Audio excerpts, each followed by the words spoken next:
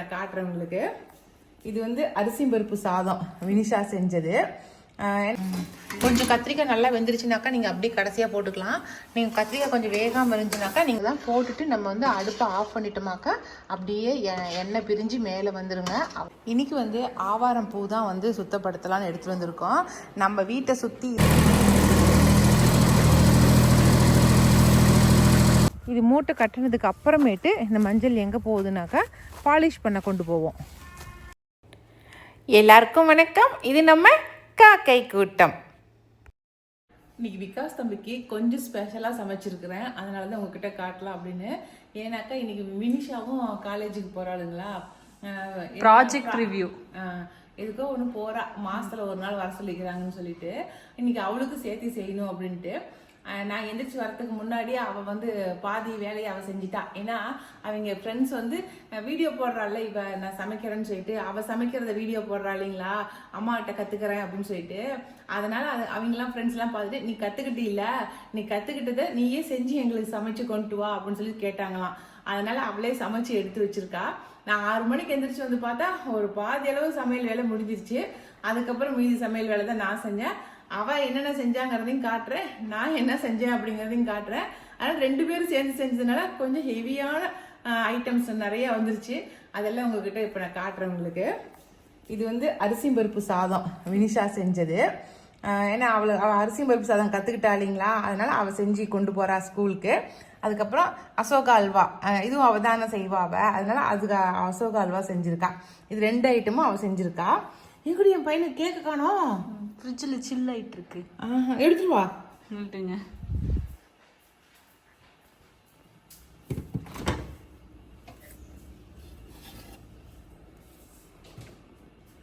4 அடுக்கு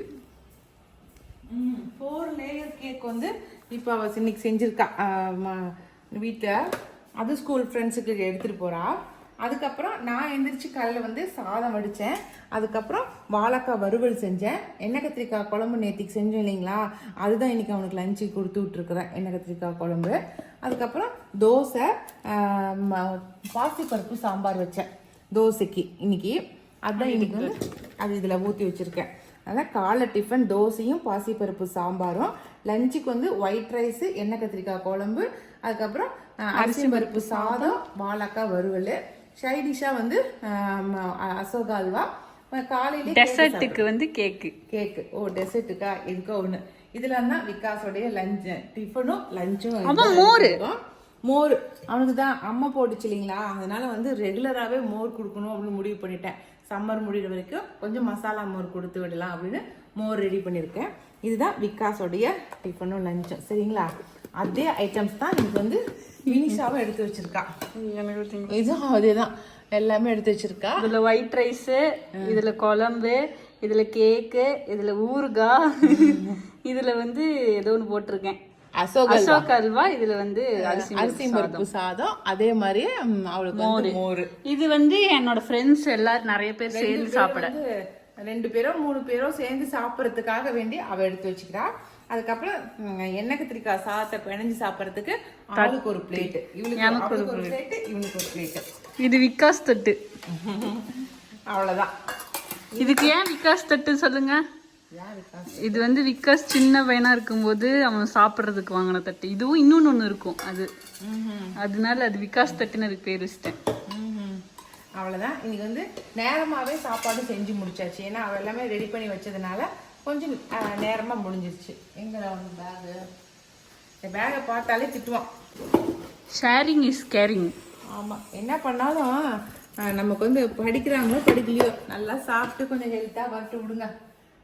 அப்படிதான் என் மனசுக்கு இது பண்ணுறது. படிக்கிறதெல்லாம் எனக்கு அவ்வளோ ஒன்றும் முக்கியத்துவம் பண்ண மாட்டேன். சாப்பிடணும், அது முக்கியம். எல்லாத்தையும் பேக் பண்ணிடலாம். ஓகே, பாய். இன்றைக்கி வந்து நம்ம எண்ணெய் கத்திரிக்காய் குழம்பு தாங்க வைக்க போகிறோம்.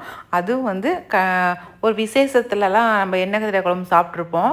அந்த எண்ணெய் கத்திரிக்காய் குழம்பு தான் நம்ம வீட்டில் வைக்கலாம் அப்படின்னு சொல்லிட்டு லட்சுமி வந்திருந்தா அப்படி இல்லைங்களா, லட்சுமி தான் அந்த எண்ணெய் கத்திரிக்காய் குழம்ப எப்படி வைக்கிறதுன்னு சொல்லி வச்சு காட்டுறேன் அப்படின்னு சொல்லி சொன்னேன். அப்படி இது மாதிரி ஒரே சைஸாக இருக்கிற உருண்டை கத்திரிக்காயை நாளாக கட் பண்ணிக்கோங்க. ரொம்ப ஆழமாக டீப்பாக கட் பண்ணக்கூடாது, கொஞ்சம் முன்னாடி மேலாப்பில் கட் பண்ணிட்டோமாக்கா போதும். அதுக்கப்புறம் நம்ம எப்போவும் தேவையான பொருட்கள் எல்லாமே நான் ஒன்று ஒன்றா போட சொல்கிறேன். நான் ஒரு பெரிய வானல் எடுத்துக்கிட்டேன். கொஞ்சம் நிறையா செய்கிறதுனால நான் வானல் கொஞ்சம் பெருசாக எடுத்துகிட்டேன். நீங்கள் கம்மியாக செஞ்சால் அதுக்கு தக்கன கம்மி பண்ணிக்கோங்க, சரிங்களா? இப்போ எண்ணெய் கொஞ்சம் ஊற்றியாச்சு, கல்லெண்ணெய் தான் ஊற்றணும். எண்ணெய் ஊற்றி நம்ம கட் பண்ண கத்திரிக்காயை அந்த எண்ணெயில் போட்டு நல்லா கத்திரிக்காய் வேகிற அளவுக்கு நல்லா வதக்கி எடுத்துக்கிடுங்க.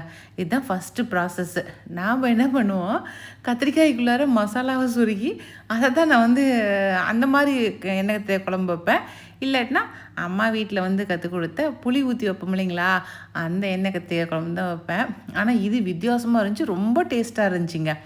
இதுக்கு வந்து அது கூடயே இன்னும் கொஞ்சம் எண்ணெய் விட்டு அதில் கடலப்பருப்பு, அதுக்கப்புறம் நல்லா ஒரு கை ஏந்து அளவுக்கு போட்டால் அப்படி நாம் வந்து கம்மியாக நம்ம கத்திரிக்காய் சேர்த்திக்கிட்டால் கம்மியான அளவாக நம்ம சேர்த்திக்கலாம், சரிங்களா?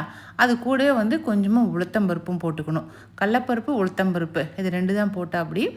இப்போ நம்ம போட்டு தாளிச்சிக்கிறது எல்லாமே வந்து எடுத்து அரைக்கிறதுக்காக வேண்டி இதெல்லாமே போட்டு வதக்குறோம், சரிங்களா?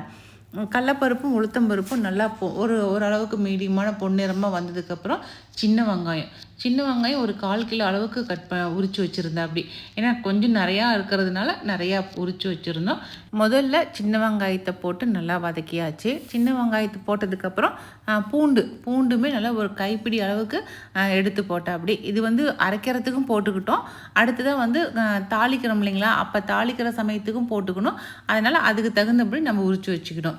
நல்லா பூண்டையும் போட்டுட்டு நல்லா 2ஐயும் நல்லா வதக்கி கொடுத்துட்டா. அப்படி அது கூட வந்து ஒரு 1.5 ஸ்பூன் அளவுக்கு சீரகம், 1 ஸ்பூன் அளவுக்கு மட்டும் மிளகு. இவ்வளோக்குமே வந்து இவ்வளோ குழம்பு வைக்கிறோம், ஆனால் அதுக்கு கம்மியாக சீரகம் மிளகு தாங்க போட்டேன். அப்படி ஒரு 1/4 கிலோ அளவுக்கு தக்காளி போட்டாச்சு. அதையும் போட்டு அது 2ஐயும் எல்லாத்தையும் ஒன்றா சேர்த்து நல்லா வதக்கியாச்சுங்க. வேறு எதுவுமே போடலை. நாங்கள் நல்லா வதக்கியாச்சுங்க. நல்லா எண்ணெயில் வதங்கிருச்சு. வதங்கினதுக்கப்புறம் எடுத்து வச்சாச்சு. இப்போ இது எதுக்குனாக்கா இந்த தேங்காயோடு சேர்த்து இதை நம்ம ஒன்றா சேர்த்து அரைச்சிடணும். அதுக்கு தான் இந்த வெங்காயம் தக்காளி வதக்கினது. இப்போ நம்ம இதோட எடுத்து போட்டு நம்ம அரைச்சிடலாம். அரைச்சிட்டு நான் உங்களுக்கு காட்டுறேன். நல்லெண்ணெய் ஊற்றியாச்சு. அதில் வந்து சோம்பு அதுக்கப்புறம் வெந்தயம் அவ்வளோதாங்க போடுறாங்க. கடுகு கடலப்பருப்புலாம் எதுவும் போடக்கூடாது. சோம்பு வெந்தயம் 2ம் போட்டாச்சு. நான் சொன்ன மாதிரியே முதல்ல வந்து பூண்டு கொஞ்சம் போட்டு தாளிச்சிட்டா. அப்படி வேறு எதுவும் போடல. அதுக்கப்புறம் பச்சை மிளகா, பச்சை மிளகா ஒரு 10 மிளகாய்க்கு பக்கமாக போட்டா. அப்படிங்க அது கூடவே வந்து சின்ன வெங்காயம், இது 3ஐயும் சேர்த்து நல்லா வதக்கி கொடுத்தாச்சு. அடுத்ததாக கருவேப்பிலைங்க. அவ்வளோதான், தாளிப்பு பொருட்கள் எல்லாமே போட்டு தாளிச்சாச்சு. நாம் அரைச்சிட்டு வந்த தக்காளி தேங்காய் விழுது வந்து இப்படி தாங்க இருந்துச்சு. ரொம்ப நல்லாவே நைஸாக நம்ம அரைச்சிட்டு வந்துடணும். இப்போ வந்து வெங்காயம் பூண்டு எல்லாம் நல்லா வதங்கின பிறகு நம்ம அரைச்ச அந்த தேங்காய் விழுதை சார்ந்துருக்கு இல்லைங்களா, அதை எடுத்து அதில் ஊற்றிட வேண்டியது. ரொம்ப தண்ணி விட்டுலாம் அரைக்கக்கூடாது, கச்சிதமாக அரைச்சா போதுமானதாக இருக்கும். அதை அப்படியே நல்லா கிளறி கொடுத்துக்கிட்டே இருக்கணுங்க. இப்போ மஞ்சத்தூள் கொஞ்சம் போட்டாச்சு. இது கூடவே உப்பும் போட்டாச்சுங்க. உப்பு போடுற கிளிப்பிங் இருக்காம விட்டுட்டேன் நான். இது வந்து தண்ணி ஊற்றக்கூடாது. தேங்காய் அரைச்சி ஊற்றுனதுக்கப்புறம் அப்படியே தேங்காய் தக்காளி வெங்காயம் போட்டு அரைச்சோம் இல்லைங்களா, அந்த மசாலாவை அப்படியே வானலில் கிளறிக்கிட்டே இருக்கணும். அந்த மேலே எண்ணெய் பிரிஞ்சு வரட்டும் அப்படிங்கிறதுக்காக அப்படியே வதக்குறாங்க. நான்லாம் என்ன பண்ணுவேன், தேங்காய் அரைச்சி ஊற்றினோடனே தண்ணி ஒரு சொம்பு எடுத்து ஊற்றி விடுவேன். எப்படி நாம் எங்கெங்கே மிஸ்டேக் பண்ணுறோங்கிறத இப்போ இந்த வீடியோ மூலிமா நம்ம தெரிஞ்சுக்கலாம். லட்சுமி எப்படி வைக்கிற அப்படிங்கிறது மூலிமா தெரிஞ்சுக்கலாம். ஆனால் இந்த தக்காளி இந்த எண்ணெய் கத்திரிக்காய் குழம்பு ரொம்ப டேஸ்ட்டாக இருந்துச்சுங்க. இப்போ அடுத்து என்ன போடுறேன் அப்படின்னாக்கா கொத்தமல்லி தூள். நீங்கள் வைக்கிற அளவை பொறுத்து அந்த பொடி போடுறத வந்து அளவை வந்து பார்த்து செஞ்சு போட்டுக்குங்க. நாங்கள் வந்து கொஞ்சம் அதிகம் பாருங்கள், எவ்வளோ கத்திரிக்காய் வச்சுருக்கோம் அதுக்கு தகுந்தபடி நாங்கள் 3 ஸ்பூன் போட்டிருக்கோம். நீங்கள் எவ்வளோ போடுறீங்களோ அதுக்கு தகுந்தபடி கொத்தமல்லி மிளகாய் தூள்லாம் போட்டுங்க. இப்போ லட்சுமி சொன்ன மாதிரி பாருங்கள், எண்ணெய் அப்படியே ஓரங்களில் வருது பாருங்கள், அப்படி பிரிஞ்சுட்டு. நார்மலாக நம்ம எண்ணெய் கத்திரிக்காய் குழம்பு வச்சா வரும் இல்லைங்களா, அந்த மாதிரி பிரிஞ்சு வருது. ஆனால் இது வந்து புளி ஊற்றி கொஞ்சம் நல்லா குழம்பாட்டணும் வைப்பா. அப்படி இப்போ மிளகாய் தூள் நம்ம இது நம்ம ஒரு வாரத்துக்கு வச்சுக்கிட்டாலும் கெட்டு போகாது, அவ்வளோ சூப்பராக இருக்கும் இந்த குழம்பு. காரம் நல்லா காரமாக தான் இருக்கும். இன்னொன்று கூட போடு, ஒன்றுமே அப்படி ஒன்றும். போதும். போதும்.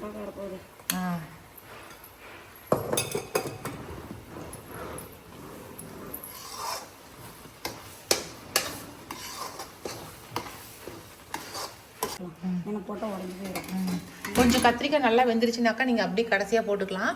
நீங்கள் கத்திரிக்காய் கொஞ்சம் வேகாமல் இருந்துச்சுனாக்கா நீங்கள் இந்த ஸ்டேஜ்லேயே கத்திரிக்காய் போட்டுக்கலாம். இப்போ புளி தண்ணி ஊற்றிடலாம். புளியை கரைச்சி வச்சுருக்கோம், நல்லா கெட்டியாக வச்சுருக்கோம். அப்படி புளியை கரைச்சி புளியும் ஊற்றி அதுவும் நல்லா வதங்கட்டுன்னு வதக்குறா. அப்படி புளியையும் இப்போ தாங்க அந்த புளி தண்ணியை எக்ஸ்ட்ரா ஊற்றிருக்கா. அப்படி தண்ணியே இது வரைக்கும் ஊற்றாமல் இருந்தா. அப்படி காரம் கம்மியாக இருக்குன்னு சொல்லிட்டு இப்போ கொஞ்சம் எக்ஸ்ட்ரா மிளகாய் தூளும் போட்டாச்சு. தண்ணி ஒன்றும் அவ்வளோ பெருசாக ஊற்றலை, 1 டம்ளர் அளவுக்கு தான் தண்ணியே ஊற்றிருப்போம் டோட்டலாக. உப்பு கொஞ்சம் உரைக்கலேன்னு கொஞ்சம் உப்பு போட்டிருக்கேன். அப்படி தட்டு கூட வச்சு மூட வேணாம், அப்படியே கிண்டி விட்டுட்டே இருக்கலாம் அப்படின்ட்டு. அப்படி இப்போ புளியோடைய பச்சை வாசம் போயிடுச்சுனாக்கா நம்ம கத்திரிக்காயை எடுத்து போட்டுடலாம். கொஞ்ச நேரம் கிண்ணமாக்க எண்ணெய் மேலே பிரிஞ்சு வந்துடும். அதுக்கப்புறம் கத்திரிக்காயை போட வேண்டியது தான். அப்போ தான் இந்த சூப்பில் இந்த கொஞ்சம் கொஞ்சம் மசாலா உள்ள இறங்கிக்கும்.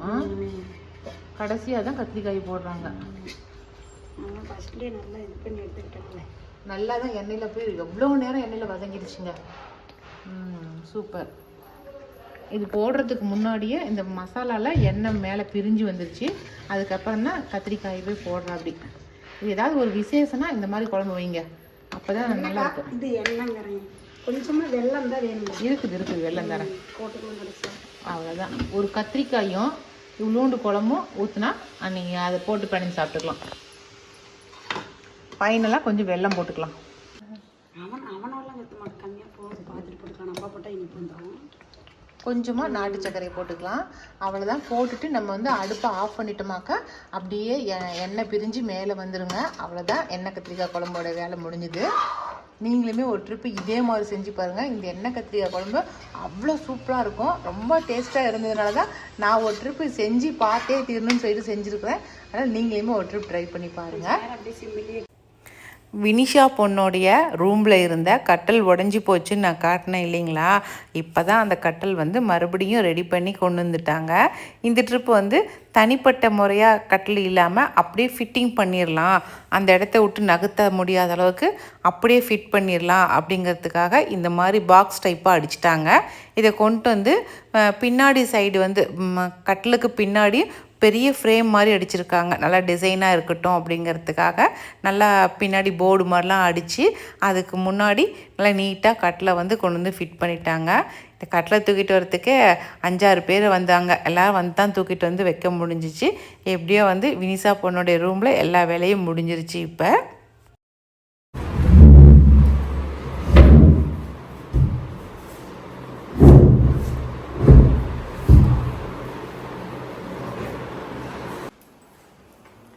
இன்றைக்கி வந்து ஆவாரம் பூ தான் வந்து சுத்தப்படுத்தலான்னு எடுத்துகிட்டு வந்திருக்கோம். நம்ம வீட்டை சுற்றி இருந்த ஆவாரம் பூச்செடியில் இருந்த ஆவாரம் பூவெல்லாம் பறிச்சுட்டு வந்தாச்சு. இப்போ வந்து அதை சுத்தப்படுத்திட்டு இருக்கோம். பூ தனியாக, இலைகள் தனியாக, ரெண்டையும் பிரித்து எடுத்துட்டு அதுக்கப்புறம் காய வைக்கலாம் அப்படின்ட்டு. வீட்டுக்குள்ளே தானே காய வைக்கணும், அதுக்கு தான். இது எதுக்குனாக்கா ஆவாரம் பூ டீ ரெடி பண்ணுறதுக்கு தான் இப்போ ஆவாரம் பூவை ரெடி பண்ணிகிட்ருக்கோம். ஏற்கனவே நான் வந்து கொஞ்சம் சுத்தப்படுத்தினேன் இல்லைங்களா? ஃபஸ்ட்டு ஒரே ஒரு செடியில் பறிச்சுட்டு வந்தேன். அது பாருங்க சூப்பராக ரெடி ஆயிடுச்சு. முதல்ல இதை வந்து டீக்கு ரெடி பண்ணி எங்கள் வீட்டுக்காருக்கு டீ போட்டு கொடுத்து பார்க்கலாம். நம்ம சாப்பிட்டதுக்கு காலையில் ஒரு நேரம், அப்புறம் சாயந்தரம் ஒரு நேரம், 2 நேரம் குடிச்சோமா போதும், கடன்னு சுகர் இறங்கிடும் அப்படிம்பாங்க. அதுக்கு தான் இது பண்ணியிருக்கேன். இன்னைக்கு அரைச்சிடலான்னு இருக்கல. கொஞ்சம் நேரம் வெயிலில் ஒரு அரை மணி நேரம் வெயிலில் வைக்கணும். ஏன்னா இது ஃபுல்லாகவே நிழலில் தான் காஞ்சிருக்கு.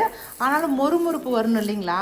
அதுக்காக வேண்டி கொஞ்சம் நேரம் வெயிலில் சூடுபட வச்சுட்டு எடுத்து நம்ம அரைச்சிக்கலாம். இதை இந்த இலை வந்து முள் சீத்தாவுடைய இலை. இது வந்து கேன்சருக்கு ரொம்ப நல்லது. இதையுமே நம்ம காய வச்சு டெய்லியும் கஷாயமாக எடுத்து குடிச்சிட்டு வந்தோமாக்க நமக்கு இந்த கேன்சர் செல்கள் எல்லாமே நம்ம உடம்புல வரவே வராது. ஆனால் முழுசை தான் மெயினாக கேன்சருக்கு தான் சாப்பிடுவாங்க. சரிங்களா, அதை அடுத்த ப்ராசஸ் செய்யலாம். இப்போ நம்ம டீ ப்ராசஸ் ரெடி பண்ணிடலாம். எண்ணத்தை வந்து ஐனார் வந்து டிராக்டர் விட்டு ஓட்டிகிட்டு இருக்கான் அப்படின்னாக்கா நம்ம மஞ்சளை தாங்க ஓட்டிகிட்டு அப்படியே நம்ம பெரிய சைஸு கட்டி கட்டி பெரிய வேர் மஞ்சள் இருந்துச்சு இல்லைங்களா, அந்த மஞ்சளை வந்து அதில் இருக்கிற வேரை வந்து கட் பண்ண வேணான்ட்டாங்க. அதை எதுவுமே செய்யாதீங்க, அப்படியே வேவிச்சிடலான்னு சொல்லிட்டாங்க. அப்படியே வேக வச்சு காய வச்சிட்டோம். இப்போ வந்து போட்டு நல்லா தரையில் போட்டு உறைஞ்சமாக்க அந்த வேரெல்லாம் அப்படியே வந்துடுது. அதுக்காக வேண்டி தான் அது உரையறதுக்கு பதிலாக இப்படி வண்டி விட்டு தேய்ச்சி பார்க்கலாம், தேய்ச்சா அதில் இருக்கிற மேலே இருக்கிற அந்த வேரெல்லாம் வந்துடும் இல்லைங்களா, அதுக்காக அந்த மாதிரி ட்ரை பண்ணாங்க. ஓரளவுக்கு வந்துருச்சு. இதுக்கப்புறம் நம்ம தரையில் போட்டு தேய்ச்சி எடுத்துடலாம் அப்படின்னு சொல்லிட்டு தேய்ச்சி எடுத்துட்டாங்க. மஞ்சள் எல்லாம் நல்லா சுக்காட்டை காஞ்சி போயிடுச்சுங்க. இன்றைக்கி வந்து மஞ்சள் எல்லாத்தையும் மூட்டை கட்டுறோம். இன்றைக்கி எல்லாம் எடுத்து மூட்டை கட்டியாச்சு. இது மூட்டை கட்டினதுக்கு அப்புறமேட்டு இந்த மஞ்சள் எங்கே போகுதுனாக்கா பாலிஷ் பண்ண கொண்டு போவோம். இது வந்து அடுத்த ப்ராசஸ் பண்ணணும். இல்லை உடைக்கவே முடியல பாருங்க. நம்ம அன்றைக்கி வந்து போட்டு அழுத்தும் போது நல்லா அழுத்தம் கொடுத்துச்சு. இன்றைக்கெலாம் அப்படியே முறுக்குள்ளாட்டம் இருக்குது, அப்படியே சுக்கு மாதிரி இருக்குது. நல்லா காஞ்சிருச்சு. இதை எடுத்துக்கிட்டு போய் நம்ம பாலிஷ் பண்ணணும். இந்த தோல் வந்து நம்ம பயன்படுத்தக்கூடாது, ஆனால் தோல்லாம் எடுத்து கொடுத்துருவாங்க. அடுத்த ப்ராசஸ் மூட்டை கட்டி வீட்டுக்கு போகிறாங்க. ஓகே, அவ்வளோதாங்க. இன்றைக்கி வீடியோ இதோட முடிஞ்சிருச்சுங்க. இந்த வீடியோ பிடிச்சிருந்துச்சினாக்கா லைக் பண்ணுங்கள். மறக்காமல் நம்ம காக்கை கூட்டத்துக்கு சப்ஸ்கிரைப் பண்ணிடுங்க. இனி அடுத்த ஒரு புது வீடியோவில் சந்திக்கலாம். பாய்.